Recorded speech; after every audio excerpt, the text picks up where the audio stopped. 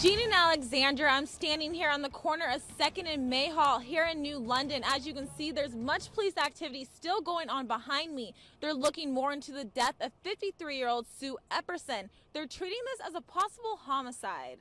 It happened here around 8 o'clock last night, where witnesses are saying they saw a man laying on the side of the road bleeding. Police are still here, where just a couple hours ago a man was put on a stretcher due to a gunshot wound. Residents were shocked to hear the news. The fire is out now, but police and firefighters have been on the scene for hours looking into what may have started this fire. Tension is rising in Mount Pleasant over the potential closing of this crossing on Cleveland Street. Proposition just passed banning the use of ammonia in the drinking water. I'm now joined with Bob Stevenson, the general manager here. So Bob, can you tell me, how are you feeling about the results and everything that just happened? Take a look at these shelves here. They're nearly empty. Many of us had the luxury of spending the night in a warm bed last night, but these teens right here, they chose to spend the night outside. It's completely empty in here, and it's been slow all day. Only a couple dozen voters are expected to show up and vote. If you drive along Grand Avenue, you might not even notice, but behind all these trees is a large steel wall. Here, let me step in this shot real quick so you can see it more clearly. There's drilling, beeping, and bright lights, all after midnight. As you can see behind me, crews are out working now. I'm here at Tomorrow Medicine, where 82 patients have been given a clean bill of health after potentially being exposed to hepatitis. But officials are saying all this could have been avoided. Crews were out this morning building this house.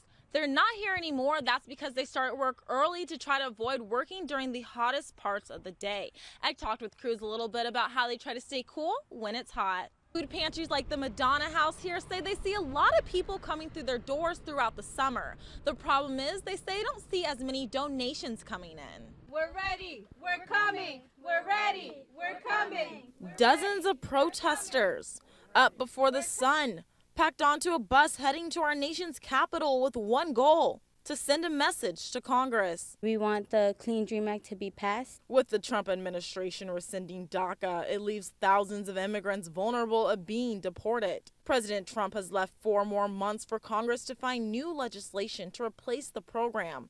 But those I spoke to said in the 2 months that have already passed, they feel like nothing has been done. Which has put many of the dreamers and the people who benefited from the program at peril, because they don't have that protection from deportation anymore. Many people are going to start losing their jobs and their work permits. So the Yonkers Sanctuary Movement and United We Dream went to Washington, D.C. to get the Clean Dream Act passed. It would offer protection to parents who brought their children across the border without documentation. It would also offer a pathway to citizenship that DACA does not include. We don't want more raids. We don't want border patrol. We don't want our parents to be criminalized as it was with DACA. So that's one of the things we're asking for. We're demanding. They have an uphill battle, with 1 more month to go before Congress takes on a long holiday break starting on December 15th.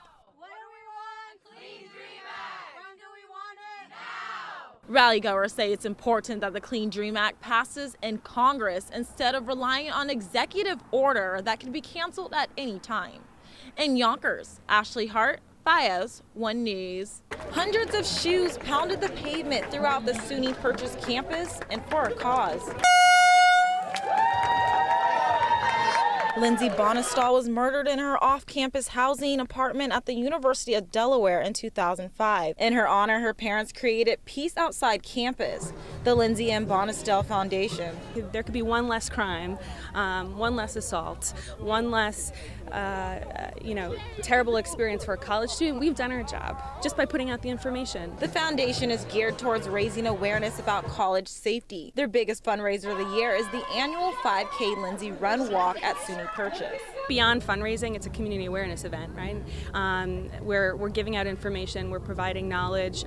So for us, it's kind of a dual event, right? Raise money, but also get the word out and provide some information while people are here. Hundreds flooded the campus to honor Lindsay and all the victims of violent crimes. Lindsay's mother, Kathleen Cooney Bonestall, says she hopes this walk helps to raise awareness on some of the issues facing college students today. What we hope people take away from the walk today is a sense that they have a choice. They have a choice to make things better for themselves, for their students, for their family and friends. By sharing one safety tip or just acknowledging or doing some research. Organizers say all the money earned from the walk helps them to get through the year. All the proceeds from the walk goes back into the community to help provide outreach programs to high school and colleges to continue to raise awareness about college safety. As long as crime exists, it exists in college communities.